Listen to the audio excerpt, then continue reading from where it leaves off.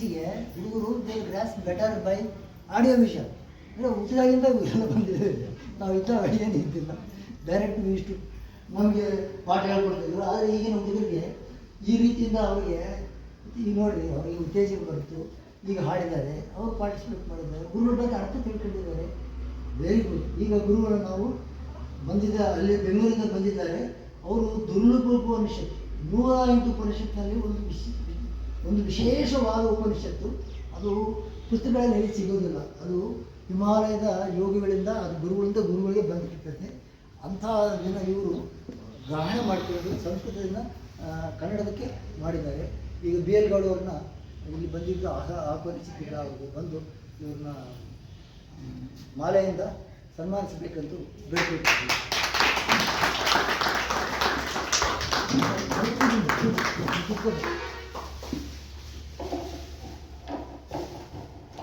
ಇದು ನಮ್ಮ ಭಾಗ್ಯ. ಅವರು ಬಂದಿದ್ದಕ್ಕೆ ನಾವು ಅವ್ರಿಗೆ ಸಗೌರವವಾಗಿ ಆಹ್ವಾನಿಸ್ತಿದ್ದೀವಿ. ಅವ್ರಿಗೂ ಗೌರವಪೂರ್ವಕವಾಗಿ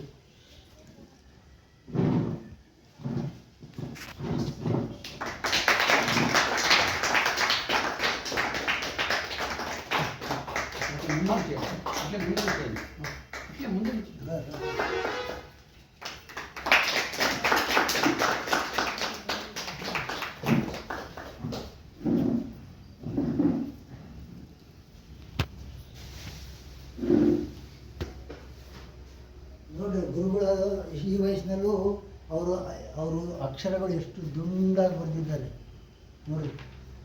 ಈ ಇರ್ಬೇಕು ಅವ್ರ ಜೇಬು ತುಂಬ ಪೆನ್ನು ಬೆಳೆದಾಗ ಇನ್ನೊಂದು ಅವ್ರಿಗೆ ನಾನು ನನ್ನ ಕಡೆಯಿಂದ ಒಂದು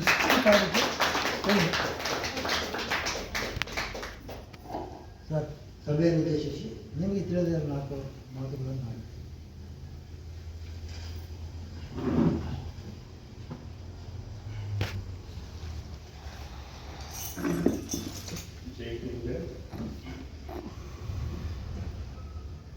ಪರಮ ಪೂಜ್ಯ ಗುರುದೇವ್ ಯೋಗಿರಾಜ್ ನಿಖಿಲೇಶ್ವರ ಹತ್ರ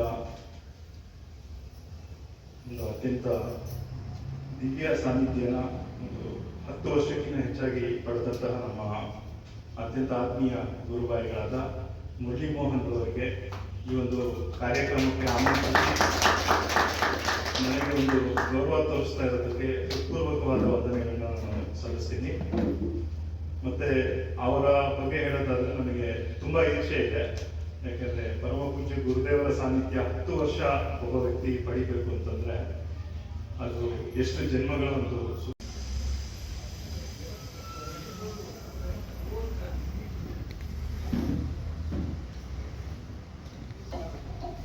ಜೈ ಗುರುದೇವ್.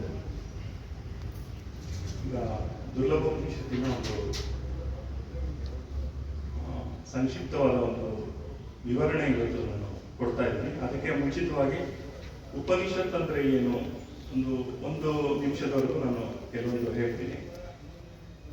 ಉಪನಿಷತ್ ಅಂತಂದ್ರೆ ಹಿಂದಿಯ ಒಂದು ಪದ ಇದೆ. ಉಪನಿಷತ್ ಪಾಸಾನ ನಜ್ದೀಕ್ ಬೈಟ್ನ ಅಂದ್ರೆ ಗುರುವಿನ ಹತ್ತಿರ ಹೋಗೋದು ಮತ್ತು ಅವನಿಗೆ ಅತ್ಯಂತ ನಿಕಟವಾಗಿ ಕುಳಿತುಕೊಳ್ಳುವಂತ ಒಂದು ಕ್ರಿಯೆ ಏನಿದೆ ಅದನ್ನ ಉಪನಿಷತ್ ಅಂತ ನಾವು ಹೇಳ್ತೀವಿ. ಅಂದ್ರೆ ಗುರು ಅಂದ್ರೆ ಯಾರಿಗೆ? ಒಂದು ಜ್ಞಾನದ ಒಂದು ಪ್ರತಿನಿಧಿ ಗುರು. ಸೊ ಅವನಿಂದ ನಾವು ಒಂದು ಪಡೀಲಿಕ್ಕೆ ಪ್ರಯತ್ನ ಪಡ್ತೀವಿ. ಅದು ಸಂಗೀತ ಆಗ್ಬೋದು, ಆಧ್ಯಾತ್ಮ ಆಗ್ಬೋದು, ಅಥವಾ ಯಾವುದೇ ಒಂದು ವಿದ್ಯೆ ಆಗ್ಬೋದು, ಲೌಕಿಕವಾದ ವಿದ್ಯೆ ಕೂಡ ಆಗ್ಬೋದು. ಸೊ ಅವನಿಂದ ನಾವು ಯಾವ ರೀತಿ ತಗೊಳ್ತೀವಿ, ಆ ತಗೊಳ್ಳುವಾಗ ನಮ್ಮಲ್ಲಿ ಯಾವ ಒಂದು ಭಾವಭೂಮಿ ಸ್ಪಷ್ಟವಾಗಿರ್ತದೆ. ಗುರುವಿನಿಂದ ನಾವು ಮ್ಯಾಕ್ಸಿಮಮ್ ಯಾವ ರೀತಿ ನಾವು ತಗೋಬಹುದು ಅಂದ್ರೆ, ಈಗ ನಾವು ಕೇಳ್ಬೋದು ಅವ್ರನ್ನ, ಸರ್ ನಮಗೆ ಈ ಒಂದು ಪರ್ಟಿಕ್ಯುಲರ್ ವಿಷಯದ ಬಗ್ಗೆ ನಮಗೆ ಡೌಟ್ ಇದೆ, ನೀವು ಹೇಳ್ಕೊಡಿ. ಇದು ಒಂದು ಮೆಥಡ್ ಇದೆ. ಎರಡನೇ ಮೆಥಡ್ ಏನಂದ್ರೆ, you make him so happy. ಅವರನ್ನ ಅದೆಷ್ಟು ಒಂದು ಖುಷಿಯಾಗಿ ನೀವು ಇದು ಮಾಡ್ಬೇಕು ಅಂತಂದ್ರೆ, ಅವರು ತಾವೇ ಸ್ವತಃ ಅವ್ರು ಕರೆದು ಹೇಳ್ಕೊಡ್ಬೇಕು. ಇಲ್ಲಪ್ಪ ನಿಮ್ಗೆ ಹೇಳ್ಕೊಟ್ಟಿಲ್ಲ ಅಂದ್ರೆ ನಾನು ವಿದ್ಯೆ ಕಲಿತು ಉಪಯೋಗ ಇಲ್ಲ.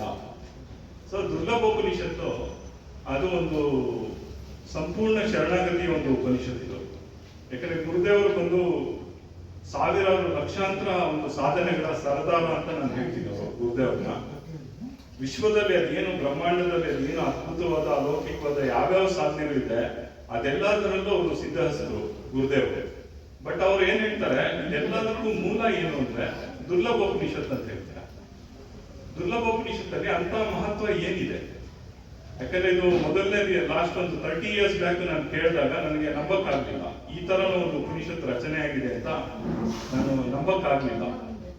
ಯಾಕಂದ್ರೆ ಇದು ಹೃದಯದ ಭಾಷೆಯಿಂದ ಬರ್ತಾ ಇದೆ. ಇದಕ್ಕೆ ಇದೇ ಇಲ್ಲ, ಅಡೆತಡೆ ಇಲ್ಲ. ಈ ಒಂದು ಉಪನಿಷತ್ತ ನೀವು 100 ಸಲ ಕೇಳಿದ್ರು ನಾನು 100 ಸಲ ಕೇಳಿದ್ದೀನಿ ಅನ್ಸುತ್ತೆ. ಆ ಒಂದು ಶ್ಲೋಕಗಳ ಒಂದು ಉಚ್ಚಾರಣೆ ಆ ರೀತಿ ಇದೆ ಗುರುದೇವರು. ಮತ್ತೆ ಎಲ್ಲಕ್ಕಿಂತ ಹೆಚ್ಚಾಗಿ ಆ ಧ್ವನಿಯಲ್ಲಿ ಏನೊಂದು ಆರ್ದ್ರತೆ ಇದೆ, ಆ ಗುರುವಿನ ಬಗ್ಗೆ ಏನೊಂದು ಭಾವ ಇದೆ, ಅದು ನಾನು ಯಾವ ಗುರುನಲ್ಲೂ ನೋಡಲಿಲ್ಲ. ಅದು ಹ್ಯೂಮನ್ಲಿ ಇಂಪಾಸಿಬಲ್. ಈ ಒಂದು ಪವಿತ್ರತೆಯ ಒಂದು ಮಟ್ಟ ನಾನು ಕಂಡಿಲ್ಲ, ಕೇಳಿಲ್ಲ ಅಂತ ಒಂದು ಉಪನಿಷತ್ತಿತ್ತು. ಅವ್ರು ಏನ್ ಹೇಳ್ತಾರೆ ಅಂತಂದ್ರೆ, ನಾವು ವಿದ್ಯೆ ಏನ್ ಕಲಿತೀವಿ ಅದು ಅಷ್ಟು ಇಂಪಾರ್ಟೆಂಟ್ ಅಲ್ಲ. ಆ ವಿದ್ಯೆ ಉಪನಿಷತ್ ಆಗಿರ್ಬೋದು, ವೇದ ಆಗಿರ್ಬೋದು, ಅಥವಾ ಬೇರೆ ಯಾವುದೇ ಒಂದು ವಿದ್ಯೆ ಆಗಿರ್ಬೋದು, ಬಟ್ ಅದನ್ನು ಯಾವ ರೀತಿ ನಾವು ಪಡಿತೀವಿ, ಯಾವ ರೀತಿ ಆ ಗುರುನ ನಾವು compel to give that knowledge. So ಯಾವ ರೀತಿ ಅವನ್ನ ನಮ್ಮ ಕಡೆ ಅವನ್ನ ಸಂಪೂರ್ಣವಾಗಿ ನಾವು ಒಲಿಸ್ಕೋತೀವಿ ಆ ಗುರುನ. ಸೊ ಅವನು ಶಿಷ್ಯ ಅಂತ ಹೇಳೋಂಗಾಗ್ತದಲ್ಲ, ನೋಡಪ್ಪ ನೀನು ಕೊಡ್ತಾ ಇದ್ದೀನಿ ನಾನು ಇಂಥ ವಿದ್ಯೆ, ಇದು ಸಾರ್ಥಕ ಆಯ್ತು ಹಂಗೆ ಹೇಳೋಂಗಾದ್ರೆ ಅವಾಗ ಆ ವಿದ್ಯೆ ಸಂಪೂರ್ಣವಾಗಿ ಅವನಿಗೆ ಬರುತ್ತೆ. ಈಗ ಕಳೆದ ಒಂದು 50 ವರ್ಷಗಳಿಂದ ಅಥವಾ 100 ವರ್ಷಗಳಿಂದ ನೀವು ಪ್ರಪಂಚದ ಇತಿಹಾಸ ನೋಡಿದ್ರೆ ಕೆಲವೇ ಮಂದಿ ಹೆಸರು ಮಾತ್ರ ಇದೆ. ಕಾರಣ ಏನಂದ್ರೆ ಅವರು ಅತಿ ಕಷ್ಟವಾದ ಒಂದು ಧರ್ಮ ಏನಿದೆ, ಶಿಷ್ಯ ಧರ್ಮ, ಅದನ್ನ ಫಾಲೋ ಮಾಡಿ ಅದರಲ್ಲಿ ಗೆದ್ದಂತ ವ್ಯಕ್ತಿಗಳು. ಸೊ ಶಿಷ್ಯ ಧರ್ಮ ಏನು ಅದನ್ನ ಸಂಪೂರ್ಣವಾಗಿ ಅವರು ದುರ್ಲಭೋಪನಿಷತ್ತಲ್ಲಿ ಒಂದು ವಿಚಾರ ಮಾಡಿದ್ದಾರೆ, ಚಿಂತನೆ ಮಾಡಿದ್ದಾರೆ. ಸೊ ಅದರ ಒಂದು ಡಿಸ್ಕ್ರಿಪ್ಷನ್ ನಾನು ಇವಾಗ ಕೊಡ್ತೀನಿ. ಯಾಕೆ ಇದು ದುರ್ಲಭೋಪನಿಷತ್ತು, ಯಾಕೆ ಇಷ್ಟು ಗೋಪನೀಯವಾಗಿತ್ತು, ಮತ್ತೆ ಇದು ಇದುವರೆಗೂ ಯಾಕೆ ಇದು ಪ್ರಚಾರಕ್ಕೆ ಬರಲಿಲ್ಲ. ಅವರು ಹಿಂದಿಲೇನೋ ಪ್ರಚಾರ ಮಾಡ್ಬಿಟ್ರು ಅದನ್ನ, ಬಟ್ ಕನ್ನಡಕ್ಕೆ ತರಬೇಕು ಅನ್ನೋ ಭಾವ ಯಾರಿಗೂ ಬರಲಿಲ್ಲ. ಅದೇನೋ ನನಗೆ ಆ ಭಾವ ಬಂತು, ನಾನು ಪ್ರಯತ್ನ ಪಟ್ಟೆ, ಅವರ ಒಂದು ಆಶೀರ್ವಾದ, ಅದರಲ್ಲಿ ನಾನು ಸಕ್ಸಸ್ಫುಲ್ ಆಗಿದ್ದೆ. ಸೊ ಅದು ನಮ್ಮೆಲ್ಲರ ಭಾಗ್ಯ ಅಂತ ನಾನು ಹೇಳಲಿಕ್ಕೆ ಇಷ್ಟಪಡ್ತೀನಿ. ಸೊ ಆದ್ರಿಂದ ಇದೊಂದು ಇಂಟ್ರೊಡಕ್ಷನ್ ಏನಿದೆ ಅದು ಓದ್ಲಿಕ್ಕೆ ಮುಂಚೆ ಇದೊಂದು ಪೀಠಿಕೆ ನಾನು ಕೊಡ್ತಾ ಇದ್ದೀನಿ. ಯಾಕಂದ್ರೆ ಇದರಲ್ಲಿ ಏನೊಂದು ಭಾವ ಇದೆ, ಅತಿ ಎಚ್ಚರವಾಗಿ ನಾವು ಇದನ್ನ ನಾನು ಕೇವಲ ಓದ್ತಾ ಇಲ್ಲ, ನೀವು ಬೇಕಾದ್ರೆ ನೀವು ಗಮನಿಸಿದ್ರೆ ನಿಮ್ಗೆ ಗೊತ್ತಾಗುತ್ತೆ. ಒಂದೊಂದು ಅಕ್ಷರ, ಒಂದೊಂದು ಸೆಂಟೆನ್ಸ್ ಇದು ಗುರುದೇವರ ಹೃದಯದಿಂದ ಬಂದಿರ್ತಕ್ಕಂಥದ್ದು. ಅವರು ಹಿಂದಿನಲ್ಲಿ ಮಾತಾಡಿದ್ದಾರೆ, ಎಕ್ಸಾಕ್ಟ್ ಟ್ರಾನ್ಸ್ಲೇಷನ್ ನಾನು ಕನ್ನಡದಲ್ಲಿ ಕೊಟ್ಟಿದ್ದೀನಿ. ಈ ಒಂದು ಇದನ್ನ ಸಾಹಸ ಇದುವರೆಗೂ ಯಾರು ಮಾಡಿಲ್ಲ. ಯಾಕಂದ್ರೆ ಯಾವುದೇ ಒಬ್ಬ ಗುರುದು ಎಕ್ಸಾಕ್ಟ್ ಟ್ರಾನ್ಸ್ಲೇಷನ್ ಯಾರು ಕೊಡಕ್ಕಾಗಲ್ಲ. ಬಹುಶಃ ಇತಿಹಾಸದಲ್ಲಿ ಇದು ಮೊದಲನೇ ಒಂದು ಸಾರಿ ನಡೀತಾ ಇರೋದಿರ್ಬೋದು. ಗುರುದೇವರಂತ ಅದ್ಭುತ ಅಲೌಕಿಕವಾದ ಗುರುದು ಒಬ್ಬ ವ್ಯಕ್ತಿ ತದ್ರೂಪ ಭಾವನ ಕೊಡುವಂತ ಪ್ರಯತ್ನ ಪಟ್ಟಿರೋದು ಮತ್ತು ಸಕ್ಸಸ್ಫುಲ್ ಆಗಿರೋದು ಬಹುಶಃ ನಾನೇ ಇರ್ತೀನಿ. ಸೊ ಇದಕ್ಕೆ ನಾನು ಪರಮಪೂಜ್ಯ ಗುರುದೇವರಿಗೆ ಹೃತ್ಪೂರ್ವಕವಾದ ಸಾಷ್ಟಾಂಗ ವಂದನೆಗಳನ್ನ ಸಲ್ಲಿಸುತ್ತಾ ಈಗ ಈ ದುರ್ಲಭೋಪನಿಷತ್ತಿನ ಒಂದು ಮಹಿಮೆಯನ್ನ ನಾನು ತಿಳಿಸ್ತೀನಿ. ಒಂದು 5 ನಿಮಿಷ ನೀವು ಗಮನ ಇಟ್ಟು ಕೇಳಬೇಕಾಗುತ್ತೆ. ಯಾಕಂದ್ರೆ ಇದು ನಾನು ರೀಡಿಂಗ್ ಮಾಡ್ತಾ ಇದ್ದೆ. ಇದು ಯಾಕಂದ್ರೆ ಅವರ ಭಾವ ಇದು ಪುಸ್ತಕನ ಇಟ್ಕೊಂಡು ಓದೋದ್ರ ಹಿಂದೆ ಇರೋ ಉದ್ದೇಶ ಏನು ಅಂತಂದ್ರೆ, ಒಂದೇ ಒಂದು ಅಕ್ಷರ, ಒಂದೇ ಒಂದು ಪದ ಇದರಲ್ಲಿ ಚೇಂಜ್ ಆಯ್ತು ಅಂದ್ರೂ ಕೂಡ ಆ ಭಾವ ಕಟ್ಟಾಗುತ್ತೆ. ಯಾಕಂದ್ರೆ ಇದು ನಾನು ಕಣ್ಣು ಮುಚ್ಕೊಂಡು ಹೇಳ್ಲಿಕ್ಕೆ ಆಗಲ್ಲ. ಈ ಉಪನಿಷತ್ ಬಂದು ಇದು ಎಲ್ಲಿವರೆಗೂ ಇದು ಇದಾಗಿದೆ ಅಂತಂದ್ರೆ, ಕಂಠಸ್ಥವಾಗಿದೆ ಅಂದ್ರೆ ಕನ್ನಡ ಬಿಟ್ಕೊಂಡು ನಾನು ಹಿಂದಿನ ಹೇಳ್ತೀನಿ ಬೇಕಾದ್ರೆ. ಗುರುದೇವರು ಹಿಂದಿನಲ್ಲಿ ಏನೊಂದು ಮಾತಾಡಿದ್ದಾರೆ, ಅಷ್ಟು ಸಲ ಇದನ್ನ ಇದು ಮಾಡಿದ್ದೀನಿ ನಾನು. 20 ಸಲ ಕೇಳಿ 1 ಸಲ ಬರೀತಾ ಇದ್ದೀನಿ ನಾನು. ಅದು ಯೋಚನೆ ಮಾಡಿ, ಇದು ಒಂದು ಸೆಂಟೆನ್ಸ್ಗೆ ಎಷ್ಟೋ ಸಲ 1 hour 2 hour ತಗೊಂಡಿದೆ, ಆ ತರ ತಗೊಂಡಿದೆ. ಸೊ ಅಂತ ಒಂದು ಪ್ರಯತ್ನ ಮಾಡಿರೋದು. ಸೊ ನನ್ನ ಉದ್ದೇಶ ಏನಂದ್ರೆ, ಪಾಪ ಅವರು ಅದ್ಭುತವಾದ ಒಂದು ಕಾರ್ಯ ಮಾಡಿದ್ದಾರೆ ಗುರುದೇವರು. ಅದಕ್ಕೆ ಏನೊಂದು ಗೌರವ ಸಲ್ಲಿಸಬೇಕು ಅದನ್ನ ನಾನು ಸಲ್ಲಿಸಲಿಕ್ಕೆ ಪ್ರಯತ್ನ ಪಡ್ತಾ ಇದ್ದೀನಿ. ಸೊ ನಿಮ್ಮೆಲ್ಲರೂ ಒಂದು ಸಹಕಾರ ಸಿಗ್ಲಿ. ಮತ್ತೆ ಅಟ್ ದ ಸೇಮ್ ಟೈಮ್ ಇವಾಗ ಇದು ಒಂದು ಇಂಟ್ರೊಡಕ್ಷನ್ ಏನೋ ನಾನು ಓದ್ತಾ ಇದ್ದೀನಿ. ಇದಾದ ನಂತರ ಇವತ್ತಿನ ಒಂದು ಹೈಲೈಟ್ ಏನಾಗ್ಬೋದು ಅಂತಂದ್ರೆ, ಮೊದಲನೇ ಶ್ಲೋಕ ನಾನು ಉಚ್ಚಾರಣೆ ಮಾಡ್ತೀನಿ. ಯಾಕಂದ್ರೆ ಶ್ಲೋಕದ ಬಗ್ಗೆ ಒಂದು ವಿವರಣೆ ಕೊಟ್ಟು ಶ್ಲೋಕನೇ ಹೇಳಿಲ್ಲ ಅಂತಂದ್ರೆ ಪ್ರೋಗ್ರಾಮ್ ಅಪೂರ್ಣ ಆಗುತ್ತೆ. ಆದ್ರಿಂದ ಮುರಳೀಮೋಹನ್ ಅವ್ರಿಗೂ ನಾನು ಕೇಳ್ಕೊಳ್ತಾ ಇದ್ದೀನಿ, ಮೊದಲನೇ ಶ್ಲೋಕ ನಾನು ಹೇಳಿದ ನಂತರ ದಯವಿಟ್ಟು ಅದು ನಮ್ಮೆಲ್ಲರ ಪರವಾಗಿ ಗುರುದೇವರಿಗೆ ಸಮರ್ಪಿತವಾಗಲಿ ಅನ್ನೋ ಒಂದು ಪ್ರಾರ್ಥನೆ ನಿಮ್ಮೆಲ್ಲರಲ್ಲೂ. ಆ ಶ್ಲೋಕ ಹೇಳಿದ ತಕ್ಷಣ ತ್ವಮೇವ ಮಾತಾಚ ನೀವೆಲ್ಲರೂ ಜೊತೆಗೂಡಿಸಿ ಹೇಳೋಂಗಾದ್ರೆ ಆ ಒಂದು ಮಹಾನ್ ದಿವ್ಯಾತ್ಮ ನಮ್ಮ ಗುರುದೇವರಿಗೆ ಅವನ ಪ್ರಾರ್ಥನೆ ಸಲ್ಲುತ್ತೆ. ಅದು ಸಿದ್ಧಾಶ್ರಮ ಸಾಧಕ ಪರಿವಾರದ ಪ್ರಾರ್ಥನೆ ಆಗಿದೆ. ಅದು ಕೇವಲ ಗುರುಜಿ ನಿಖಿಲ್ ಸಚ್ಚಿದಾನಂದನ ಪ್ರಾರ್ಥನೆ ಆಗೋದು ಬೇಡ. ಆದ್ರಿಂದ ಇವಾಗ ಅದು ದುರ್ಲಭೋಪನಿಷತ್ತಿನ ಬಗ್ಗೆ ನಾನೊಂದು ವಿವರಣೆಯನ್ನು ಕೊಡ್ತೀನಿ. ಇದಾದ ನಂತರ ಮೊದಲನೇ ಶ್ಲೋಕ ಹೇಳ್ಬಿಟ್ಟು ತ್ವಮೇವ ಮಾತಾಚ ಹೇಳ್ತೀನಿ. ದಯವಿಟ್ಟು ನೀವೆಲ್ಲರೂ ಅದಕ್ಕೆ ಹೃತ್ಪೂರ್ವಕವಾಗಿ ನೀವು ಧ್ವನಿಗೂಡಿಸಿದ್ರೆ ಇವತ್ತಿನ ಕಾರ್ಯಕ್ರಮದ ಪೂರ್ಣ ಲಾಭ, ಪೂರ್ಣ ಶ್ರೇಯಸ್ಸು ಅದು ನಮ್ಮೆಲ್ಲರಿಗೂ ಸಲ್ಲತ್ತೆ ಅನ್ನೋ ಒಂದು ಪ್ರಾರ್ಥನೆಯನ್ನು ನಾನು ಮಾಡ್ತಾ ಇದ್ದೀನಿ. Thank you.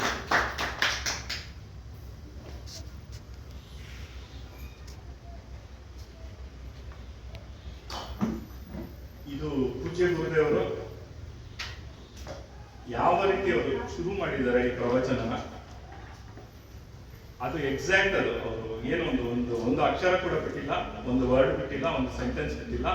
ಅವರು ಮಧ್ಯದಲ್ಲಿ ಅವರ ಒಂದು ಶೈಲಿ ಏನಿದೆ ಅಂತ, ಅವರು ಹೆಚ್ಚಾಗಿ ಮದ್ದು ಅನ್ನೋದು ಯೂಸ್ ಮಾಡ್ತಾರೆ. ಅವರು ಆ ಮದ್ದು ಅನ್ನೋದು ಅದನ್ನು ಕೂಡ ನಾನು ಬಿಟ್ಟಿಲ್ಲ. ಕಾರಣ ಯಾಕಂತಂದ್ರೆ ಅದು ಅವರ ಪಾರ್ಟ್ ಆಫ್ ದ ಅವರೊಂದು ಸ್ಟೈಲ್, ಅದು ಅವರ ಒಂದು ಇದದು ಸೀಲ್, ಅದು ಅದನ್ನ ತೆಗೆದು ನಾನು ಮಾತಾಡ್ಲಿಕ್ಕಾಗಲ್ಲ.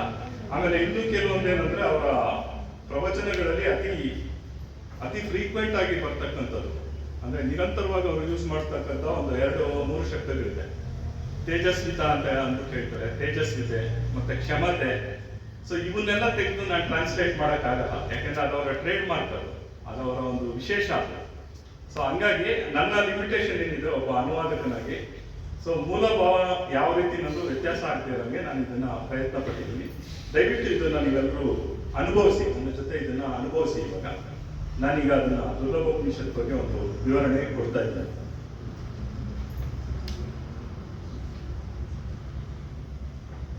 ಇಂದಿನ ಈ ಮಹತ್ವಪೂರ್ಣ ದಿನ ಮತ್ತು ಕ್ಷಣದಲ್ಲಿ ನಾನು ನಿಮ್ಮೆಲ್ಲರಿಗಾಗಿ, ನಿಮ್ಮೆಲ್ಲರ ಮುಂದೆ ಆ ದುರ್ಲಭ, ಗೋಪನೀಯ ಮತ್ತು ಮಹತ್ವಪೂರ್ಣವಾದ ದುರ್ಲಭೋಪನಿಷತ್ತಿನ ಶ್ಲೋಕಗಳ ಬಗ್ಗೆ ಚರ್ಚೆ ಮಾಡಲು ಇಚ್ಛಿಸುತ್ತಿದ್ದೇನೆ.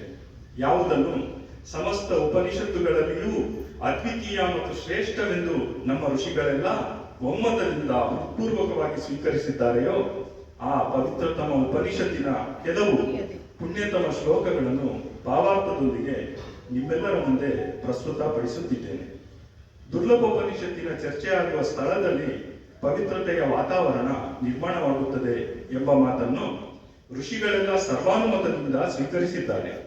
ಎಲ್ಲಿ ದುರ್ಲಭೋಪನಿಷತ್ತಿನ ಶ್ಲೋಕಗಳು ಉಚ್ಚರಿತವಾಗುತ್ತವೆಯೋ ಅಲ್ಲಿ ಜೀವನದಲ್ಲಿ ಪ್ರಸನ್ನತೆ ಮತ್ತು ಆನಂದ, ಆಹ್ಲಾದ ಮತ್ತು ಖುಷಿ ತುಂಬಿ ತುಳುಕುತ್ತದೆ. ಎಲ್ಲಿ ದುರ್ಲಭೋಪನಿಷತ್ತಿನ ಪದಗಳನ್ನು, ಶ್ಲೋಕಗಳನ್ನು ದಿವ್ಯ ಸಂಗೀತದಂತೆ ಯಾರಾದರೂ ಗಾಯನ ಮಾಡಿದಲ್ಲಿ, ಕೇಳಿದಲ್ಲಿ, ಆಲಿಸಿದಲ್ಲಿ, ಶ್ರವಣ ಮಾಡಿದಲ್ಲಿ, ಮನನ ಮಾಡಿದಲ್ಲಿ, ಚಿಂತನೆ ಮಾಡಿದಲ್ಲಿ ಆ ವ್ಯಕ್ತಿ ಸ್ವತಃ ಸಾಧಕನಾಗಿ ಬಿಡುತ್ತಾನೆ, ಸ್ವತಃ ಸಿದ್ಧ ಪುರುಷನಾಗಿ ಬಿಡುತ್ತಾನೆ. ಸಮಸ್ತ ಸಿದ್ಧಿಗಳು ಸ್ವತಃ ಅವನ ಮುಂದೆ ಉಪಸ್ಥಿತವಾಗಿ ಬಿಡುತ್ತವೆ. ಆ ವ್ಯಕ್ತಿಗೆ ಸಾಧನೆ ಮಾಡುವ ವಿಶೇಷವಾದ ಅವಶ್ಯಕತೆಯೇ ಇರುವುದಿಲ್ಲ, ಏಕೆಂದರೆ ಈ ಶ್ಲೋಕಗಳು ತಮ್ಮಲ್ಲಿಯೇ ತಾವು ದಿವ್ಯ ಮತ್ತು ಚೈತನ್ಯಯುಕ್ತವಾಗಿವೆ. ಈ ಶ್ಲೋಕಗಳ ರಚನೆಯೇ ಯಾವ ರೀತಿ ಮಾಡಲಾಗಿದೆ ಎಂದರೆ, ಇದನ್ನು ಕೇಳುವವರ ಹೃದಯದ ಮೇಲೆ, ಪ್ರಾಣದ ಮೇಲೆ, ದೇಹದ ಮೇಲೆ, ಚೈತನ್ಯತೆಯ ಮೇಲೆ ಪ್ರಹಾರ ಮಾಡಿ ಪ್ರಭಾವ ಬೀರುತ್ತಾ ಅವರ ಸಂಪೂರ್ಣ ಶರೀರವನ್ನು ಸಾಧನಾಮಯವನ್ನಾಗಿಸಿಬಿಡುತ್ತದೆ ಈ ಅದ್ವಿತೀಯ ಅಲೌಕಿಕ ಶ್ಲೋಕರತ್ನಗಳು. ಆದ್ದರಿಂದಲೇ ಶಾಸ್ತ್ರಕಾರರು ಏನು ಹೇಳುತ್ತಾರೆಂದರೆ, ವಾಸ್ತವವಾಗಿ ಯಾರ ಮನೆಯಲ್ಲಿ ಈ ದುರ್ಲಭೋಪನಿಷತ್ತಿರುತ್ತದೆಯೋ ಅವರು ಅತ್ಯಂತ ಸೌಭಾಗ್ಯಶಾಲಿ ವ್ಯಕ್ತಿಯಾಗಿರುತ್ತಾರೆ. ವಾಸ್ತವವಾಗಿ ಯಾವಾಗ ಅವರು ದುರ್ಲಭೋಪನಿಷತ್ತಿನ ಚರ್ಚೆ ಮಾಡುತ್ತಾರೆಯೋ ಆಗ ಅವರ ಪುಣ್ಯೋದಯವಾಗುತ್ತದೆ. ವಾಸ್ತವವಾಗಿ ಯಾವಾಗ ಅವರು ದುರ್ಲಭೋಪನಿಷತ್ತಿನ ಶ್ಲೋಕಗಳನ್ನು ಮಾತನಾಡುತ್ತಾರೆಯೋ, ಉಚ್ಚರಿಸುತ್ತಾರೆಯೋ ಆಗ ಅವರ ಪೂರ್ವಿಕರ ಪುಣ್ಯ ಅವರ ಜೀವನದಲ್ಲಿ ಅವತರಿತವಾಗುತ್ತದೆ. ಮತ್ತು ವಾಸ್ತವವಾಗಿಯೇ ಯಾವಾಗ ಅವರ ಸೌಭಾಗ್ಯ ಪ್ರಾರಂಭವಾಗುತ್ತದೆಯೋ, ಯಾವಾಗ ಅವರ ಶುಭ ಫಲಗಳು ಪ್ರಾರಂಭವಾಗುತ್ತವೆಯೋ, ಯಾವಾಗ ಅವರ ಒಳ್ಳೆಯ ಸಮಯ ಪ್ರಾರಂಭವಾಗುತ್ತದೆಯೋ ಆಗ ಅವರ ಜೀವನದಲ್ಲಿ, ಅವರ ಮನೆಯಲ್ಲಿ ದುರ್ಲಭೋಪನಿಷತ್ತಿನ ಶ್ಲೋಕಗಳು ಉಚ್ಚರಿಸಲ್ಪಡುತ್ತವೆ ಮತ್ತು ಅದನ್ನು ಅವರು ಕೇಳುತ್ತಾರೆ, ಆಲಿಸುತ್ತಾರೆ. ದುರ್ಲಭೋಪನಿಷತ್ತಿನ ಪ್ರಾರಂಭದಲ್ಲಿಯೇ ಋಷಿಯು ತನ್ನ ಆಪ್ತವಾಕ್ಯದಲ್ಲಿ ಏನನ್ನು ಸ್ಪಷ್ಟಪಡಿಸಿದ್ದಾನೆಂದರೆ, ಸಾಧನೆಗಳು ಮತ್ತು ಸಿದ್ಧಿಗಳು ಸ್ವತಃ ಪ್ರಾಪ್ತವಾಗಿ ಬಿಡುತ್ತವೆ. ಈ ಸಾಧನೆಗಳನ್ನು, ಸಿದ್ಧಿಗಳನ್ನು ಪಡೆಯುವುದಕ್ಕಾಗಿ ಯಾವುದೇ ವಿಶೇಷ ಪ್ರಯತ್ನಗಳನ್ನು ಮಾಡುವ ಅವಶ್ಯಕತೆ ಇರುವುದೇ ಇಲ್ಲ. ಈ ದುರ್ಲಭೋಪನಿಷತ್ತನ್ನು ಕೇಳಿದವನಿಗೆ, ಓದಿದವನಿಗೆ ಉಚ್ಚಾರಣೆ ಮಾಡಿದವನಿಗೆ ಮತ್ತು ನಿತ್ಯ ಶ್ರವಣ ಮಾಡಿದ ಸೌಭಾಗ್ಯಶಾಲಿ ವ್ಯಕ್ತಿಗೆ ಮತ್ತು ಯಾರು ಪ್ರತಿನಿತ್ಯ 108 ದಿನಗಳವರೆಗೆ ದುರ್ಲಭೋಪನಿಷತ್ತಿನ ಚರ್ಚೆ ಮಾಡುತ್ತಾರೋ ಅಥವಾ ಕೇಳುತ್ತಾರೋ ಅವರಿಗೆ ಪ್ರತ್ಯೇಕ ಪ್ರಕಾರದ ಸಿದ್ಧಿಯೂ ಸಹ ತನ್ನಷ್ಟಕ್ಕೆ ತಾನೇ ಸ್ವತಃ ಹಸ್ತಗತವಾಗುತ್ತದೆ. ಅದು ಮಹಾಕಾಳಿ ಸಿದ್ಧಿಯಾಗಿರಬಹುದು, ಮಹಾಲಕ್ಷ್ಮಿ ಸಿದ್ಧಿಯಾಗಿರಬಹುದು, ಭೈರವನಾಗಿರಬಹುದು, ಯಕ್ಷನಾಗಿರಬಹುದು, ಗಂಧರ್ವನಾಗಿರಬಹುದು, ಕಿನ್ನರನಾಗಿರಬಹುದು,